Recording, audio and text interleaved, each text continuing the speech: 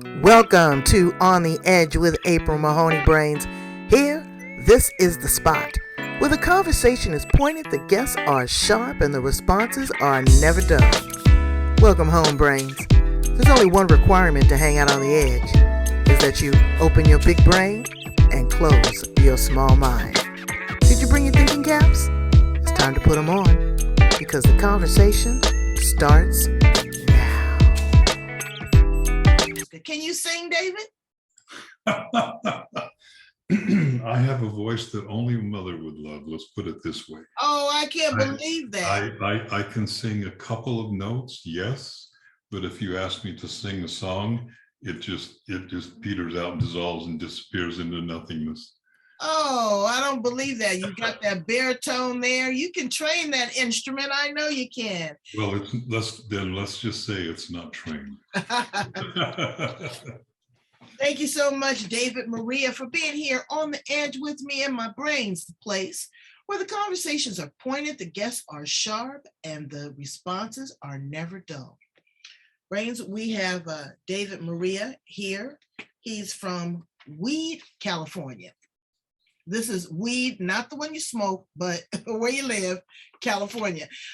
It's really interesting. He has an amazing story.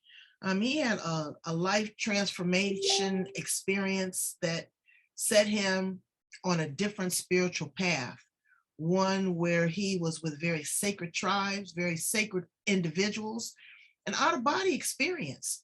What is he doing with that? What is he pouring into others? And how are they growing from his experience? Is what we're going to talk about on the edge. It's David Maria, and he is from the Eden Temple. Welcome, David. Thank you, April. It's actually the Eden Template. Is it the Eden Template? Okay, Yes. let me do that again. Okay. I'll count you in on 3. 1, 2, 3. Brains, let us welcome David Maria from the Eden Template. Thank you, April. It's a pleasure to be here. I've been looking forward to this for quite a while. I've been looking forward to it too. I've met some people that have spoken very highly of you, and they said that you are from another scene. So tell me a little bit about you. Well, you could consider me to be an elderly gentleman, because I'm well into my 70s, and looking forward to many more. You wanted to know a little bit about how I came to what I currently carry, and that was in 2018. I was called through a series of dreams that all turned out to be prophetic, and every single one of them came true, by the way. That I was called to go to Africa. Africa was not on my personal radar at all. Deep love for Africa, yes, but not on a personal level. And when I went there, we figured out that we were being called for the annual prayer walk, which circumambulates around Mount Kenya every year. It's been going on for centuries, actually much longer than centuries. And when we got there, I was introduced to the seer, or the shaman, that was going to do the invocation for everybody. And he was the man from my dreams. And he smiled at me and said, "David, I dreamt of you." And I smiled back at him and said, "Samuel, I dreamt of you." His name is Samuel Kamitha. And he's one of 12 seers within the Kikuyu people of Kenya. Kenya has a lot of different tribes. There's like 42 different tribal cultures within Kenya, and the Kikuyu people are the largest in terms of numbers. And he sought you out. Then what happened? He gave my friends and myself, after the invocation, he gave myself and my friends a blessing. Only when it came time to give me a blessing, he heard his spirit say, "No, give him everything." Wow. And it was literally like being struck by lightning 5 or 6 times in a very short period of time. My body was just jolted. And over the course of the next few weeks, I received the transmission that I now know is the Eden template, which is the first activation that I now share with people publicly. And it has completely and totally transformed my life. Okay, what does that mean? Now, were you in a quandary before you went there? Was your life a bit reckless or in chaos? Mm-hmm. Were you seeking a spiritual awakening? Were you, is it part of trauma? I'm just really trying to create a framework here. Yeah, no, I understand. It's, well, you know as well as I do, we all carry trauma. I've not met a human being yet that doesn't. And it may not be from this life, because we are multi-life, multi-dimensional beings, all of us. And we can carry trauma that is unresolved from numerous lifetimes that are not active at this moment. But no, I wasn't really. I was very calm. I was living in a small town on the coast of Oregon, way smaller than where I live now, only about 700 people.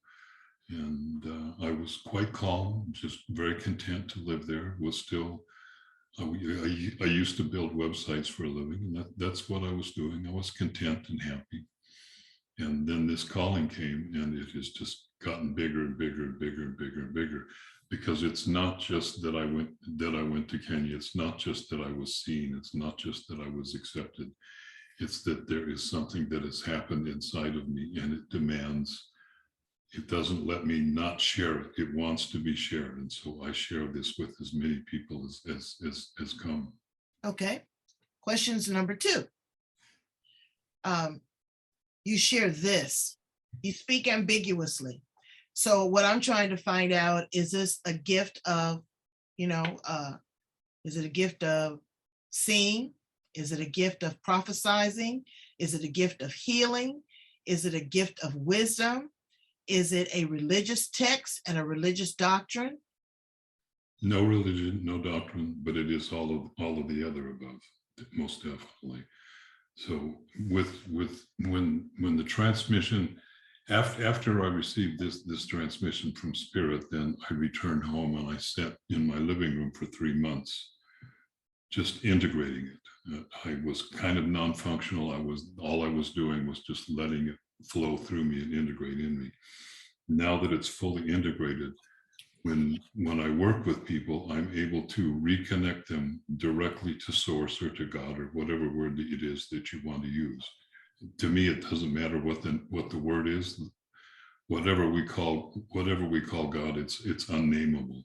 It's ineffable. It can't be described. You can't put a word on it. But I'm able to open the connection that we all have directly to source that is located to the base of their spine, and begin to let that energy move through their body. I'm able to restore their original connection to their Godhead. Okay. Question number 3. Touch. Is this through touch? Is this through Reiki? Is this through meditation? Is this through sound frequencies? And also, I'm looking behind you, and it looks, and I'm just trying to frame it, some sort of altar or deity or place of worship or sacrifice or, homage. I don't know. Explain those 2 for me. So this is basically an altar. It's the things that I love, that have deep meaning for me, that have come to me over the years. And so, like, for instance, I have candles burning. I always burn candles. There are statues here of Kuan Yin, which is the Chinese goddess of compassion. She's another aspect of Mother Mary, just from the Orient. My last name, Maria, was given to me by Mother Mary. She came to me in a dream and asked me to take her name, so I did. This is the course itself, the first level course, is done through a meditation, a guided meditation. But it's not the meditation, it's not the words that are spoken, it's the energetic transmission that comes through while the words are being spoken. Okay. And that is what really does the work in terms of opening people up. Okay. So now that you open them up, what are you pouring into them? Well, the very essence of who I am can be described right here. It's all heart. It's all heart. And it's not that I'm pouring into them, because it's not personal to me. It's that they're opening themselves up to receive the natural gifts that are already there. When you begin to open yourself up, when you begin to align yourself with your creator, everything changes. Right. So would some people look at this as metaphysical? Because it is beyond written text. You say that it is not actually, a touchy-feely, but it's more of a meditation. So it's a sort of mind indulgence. Would you agree to that? I would say that it's more heart indulgence, because what the meditation does is it begins to align your physical body, your emotional body, your mental body, and your spiritual body to Is where that you're all. also with your chakras, or this is something totally different? It's an adjunct to that. Okay. It's in addition to that. It does open up the the energy centers that line along our spine. Mm-hmm. I'm not a big fan of the word chakra, simply because everybody has heard the word and they know what it means, even if they haven't experienced what it is. So Oh, I've had mine aligned, adjusted, twisted, out of sorts, everything. I know about a chakra. Brains, I think my brains know what a chakra is, or the alignment or misalignment of that. Okay, David. So now you come back down from the mountain, and you with these Africans. You're a white man living in a small conservative town, and you come back and talk about the spiritual awakening that you found in a dream. And this is what your life calling is going to be, and you are going to pour this into other people for healing. What did your friends and family say? depends upon which friend and which family you're talking about. For the friends that I have, Well, okay, two friends. How about the friends that you went on the spiritual quest with? Did they get a shot of this as well? they did. They did. So they're also carriers, recipients of this download, of this transmission. In their own way, yes. Wow. And several people, some have been on your show, like Wanda Vitelli. Mm-hmm. Several people knew that we were all going, and I invited them to come with me. They tuned in to the prayer walk at that time frame, and they received the transmission also. Oh, wow. So it's universally available if you can tap into it. Right, but everybody's not going to be on that same frequency now. Everybody's not going to get to 5D, and everybody is not worthy necessarily of the blessing. To whom much is given, much is required, David. You know that, and I know that. Everybody can't handle something like this. Some people would have a nervous breakdown. I'm being real. A lot of times when people talk about spirituality or being touched by spirit, source, God, whatever it is, a lot of times people look at them with a side eye and say, you know what, I don't know, maybe this might be some mental illness, because it is, and you know what I'm saying, that real, because the first time it happened to me and I started speaking in tongues and I really felt the Lord just envelop my soul, I thought I was having a nervous breakdown. I didn't know what to expect. I didn't know how to process that. Even you had to sit in your house for 3 months to figure it out. So it's a lot to interject. So what do you say to the person that, is a little skeptical? They want to experience this, but they're afraid. I can say that the activation is very gentle. It universally, everybody that receives it comes away with the feeling of being more at peace with themselves, more still, gentler inside of themselves, less worry.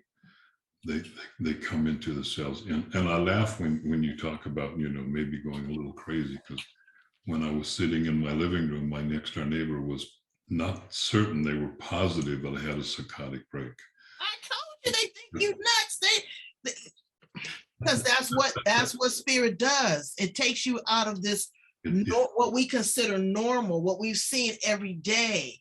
It doesn't take us into the text that has been written through centuries, be it Chinese, be it African, be it African American, whatever, the whole metaphysical trip, the Big Bang Theory. It's a lot going on there with source and spirit. So people are, they're confused. I had a friend of mine, family friend of mine, told us that he was picked up by aliens. And I swear to Bob, he was. I believe him. I believe him. I believe him. So things happen in this world. Who is your ideal client? Because again, everybody's not ready for this. I actually somewhat disagree. Not 100% everybody.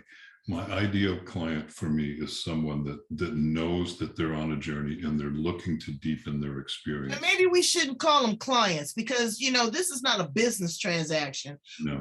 When you're dealing with the soul and the spirit, it's beyond that, because you don't even need all of this superficial stuff. When you really got spirit working for you. So we don't want to call them clients. What would you call I don't want to say followers, parishioners, believers? People that are ready to open up and deepen their connection. And there are people that come to the classes, to the courses, that in my opinion are very advanced beings, and they still find benefit. There are people that are just almost curiosity seekers, and they still find, everybody finds a level of benefit to be able to do this. Whether it's like what happened to me, it's not just being taken out of the box gets completely shattered. There is no longer a box, and also the knowledge that there never was a box.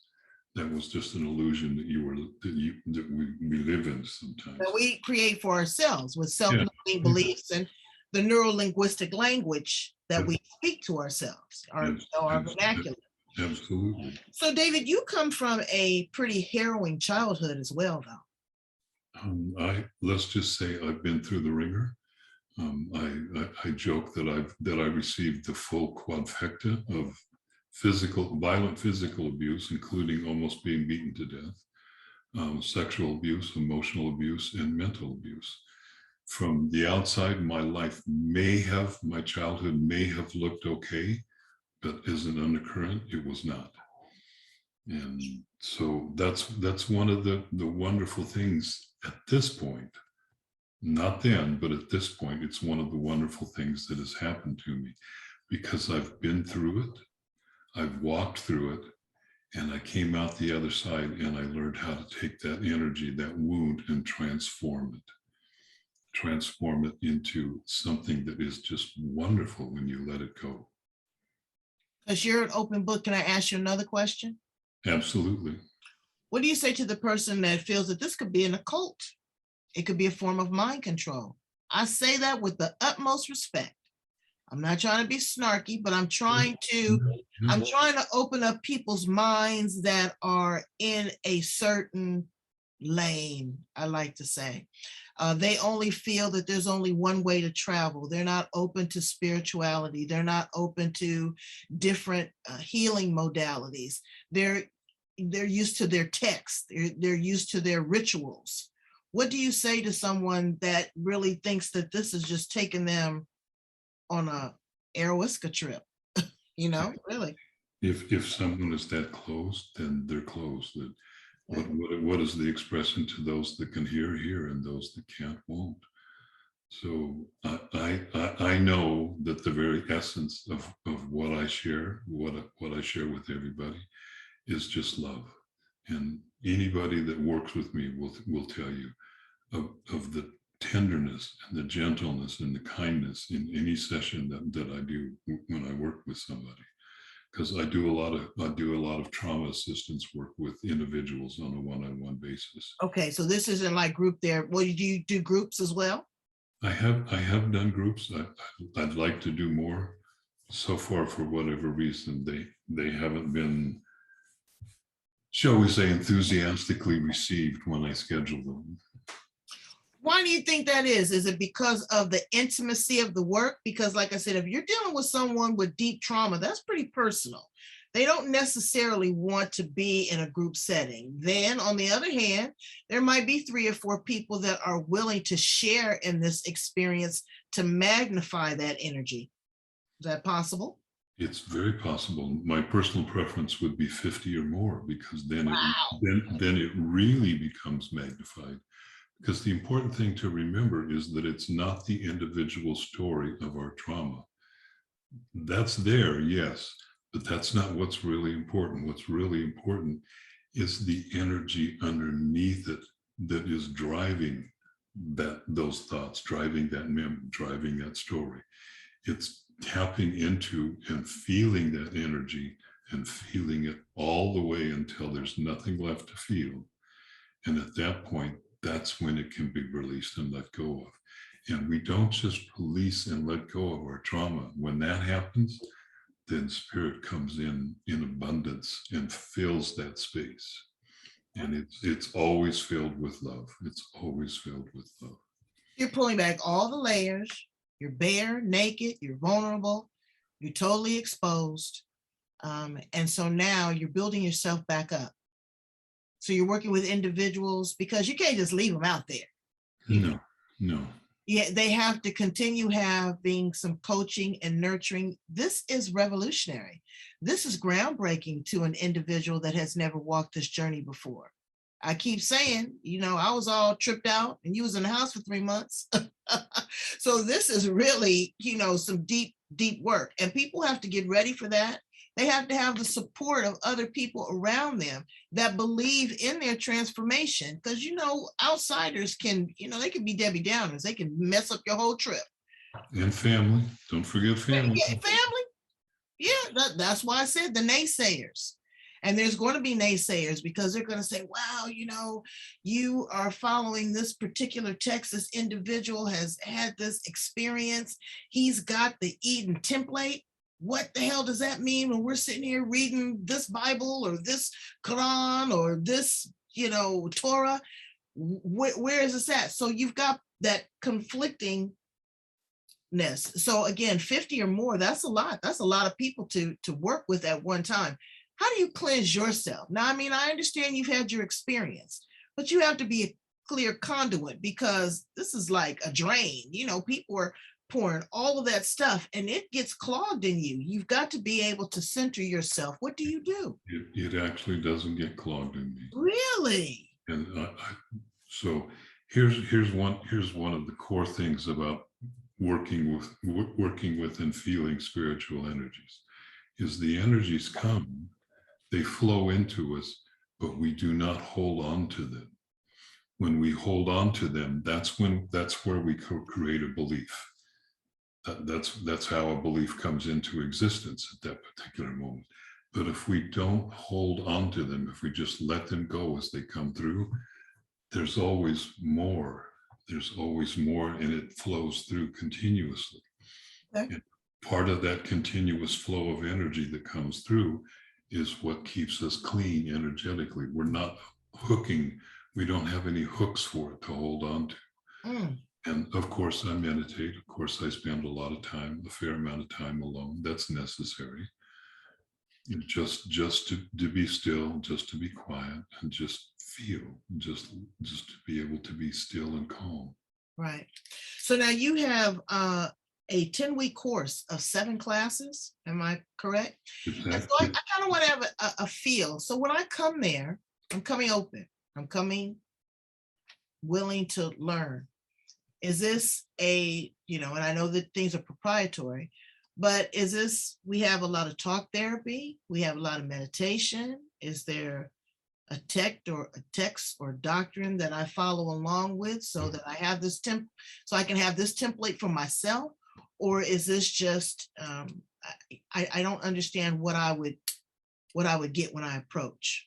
So the course is actually it's expanded. It's now an 11-week course. Oh, wow. And it's called Freedom from the Known, because if you really want to step outside of the normal boundaries of your life and the way you've always lived, you have to step beyond what you know.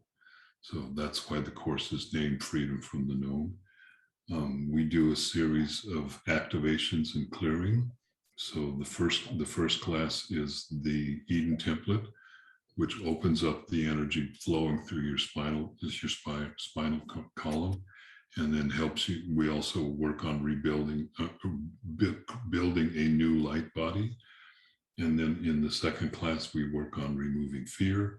We work on removing pain and lack being anything that stands in the way of abundance in the full spectrum of what abundance means flowing to you. And then we just continue to go deeper and deeper and deeper into consciousness. We open up the heart and dive deeply into the heart. We go into the heart and every single cell in the body and even deeper. The course has kind of expanded quantumly, in that in addition to working with things that we would normally just clear with ourselves, we begin to clear it through our ancestors, because they're still there.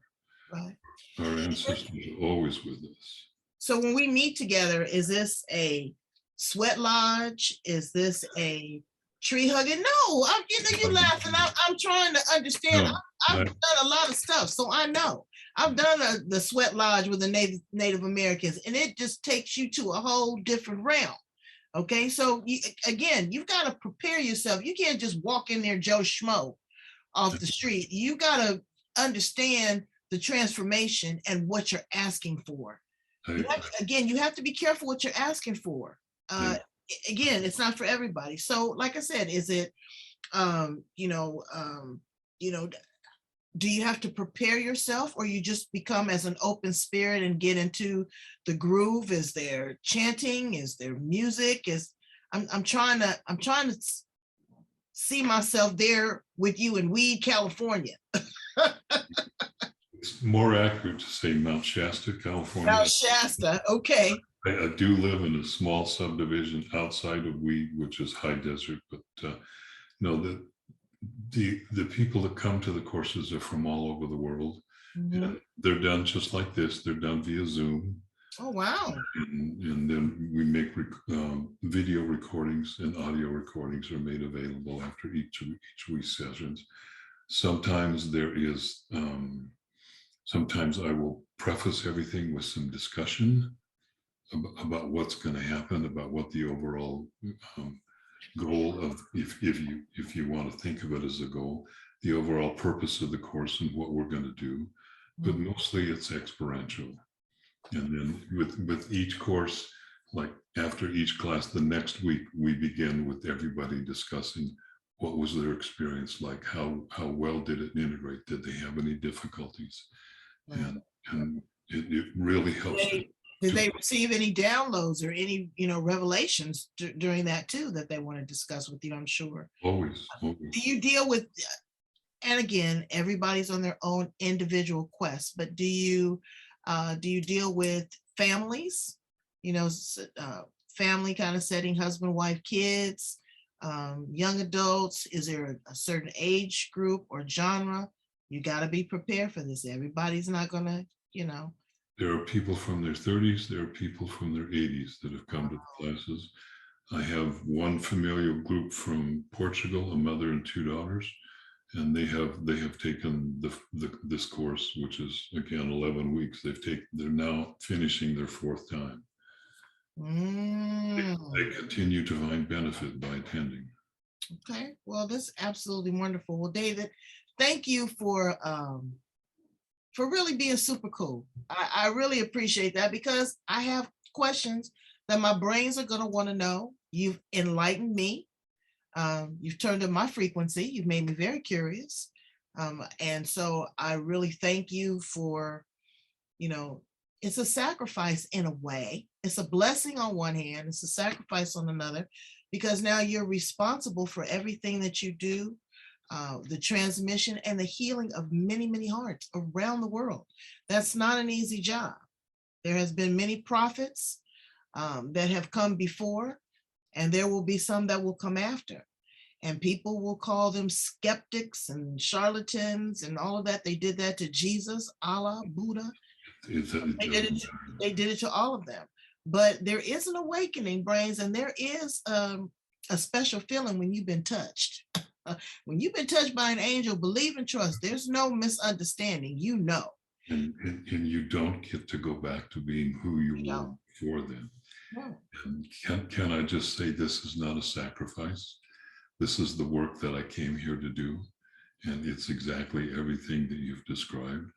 For those that are meant to work with me, that are guided to work with me, that resonate. Sometimes people come just because they resonate with my voice when I I speak. know, I'm telling you. I asked him, Brains, if he could sing. That voice is hypnotic. And what was my response? He said that he was, now see, he said no, he couldn't, but I told him you can train that voice because that's beautiful. I No. can hear that with some gongs in the background. Oh yes, you don't have to sing Figaro. You can sing some beautiful chants. I can see that, David. I can chant, yes, but I did say I have a voice that only a mother would love. Oh yeah, I think it's great. But thank you for sharing your voice of wisdom and answering all of the questions and really, being that seeker, being that shifter. We really need that. Tell my brains how to get in contact with you, David, Maria. You can go to my website, which is www.theedentemplate.com. And I will be, I'm going back to Kenya again this year. I leave in a little over a week and a half now. I'll be gone for a month. Well, I know you blessed by the spirit, but go ahead and get you your shot because they saying it's all kind of variances. I want you to be able to get back home at least. I feel very completely protected. So all right, that's all that matters. I get tested regularly just to make sure, and it's not going to be an issue, not at all. And you know what? I tell you what, I'm so spiritual that I've had my come to Jesus meeting. I really have. I had a meeting with him and the board of directors in my head, and I said, you know what? I cannot live my life in a bubble. I'm not going to be afraid. My God didn't give me fear. No. That's a choice. That's an option. It's boundaries. Now you have to be safe with it, but you also have to be aware of the fact that you have to forge ahead. And if that is the final turning point for me to be able to transition into glory, I'm not gonna go through a whole lot of stuff. I'm gonna love on people. I'm gonna keep my distance and wear my mask. But again, if it's for you and your number's called, just like when you were called, just like when I was called, you can't dodge that bullet, baby. There's nothing you can do. No, when you're called, you're called. That's it. That's right. Line's not busy. They get right through. It is time to hear that calling, because this is the time that everybody knows was coming. Well, it doesn't matter what the prophecy, what culture or religion the prophecy is through. Every culture speaks of this time. This is the time when everybody has the opportunity to wake up. And I stress the word opportunity. We can either accept it or not. It's not forced upon us. We have to make a choice to step there. So the analogy I would use is that someone can lead us to the door, but we have to walk through. That's right. And thank you for opening the door here with me and my brains on the edge. You have been such a great guest. I really appreciate and value you. Brains, go in and check it out. I'm telling you, it's from another scene. As I said, it's great. It's amazing. Information is power. This is not the same world that it was. And we have no idea of what it is yet to be. So explore your options. Talk to David, ask him more deep dive questions, go in and research some of the places that he said, find your own awakening, find your God, find your good here on the edge. Thank you so much, David. Thank you, April. It's been such a pleasure to be with you. Okay. Me and the brains. Yes, you and the brains. I have enjoyed being in your presence immensely. Well, thank you so much. All right, brains, get it together. Bye.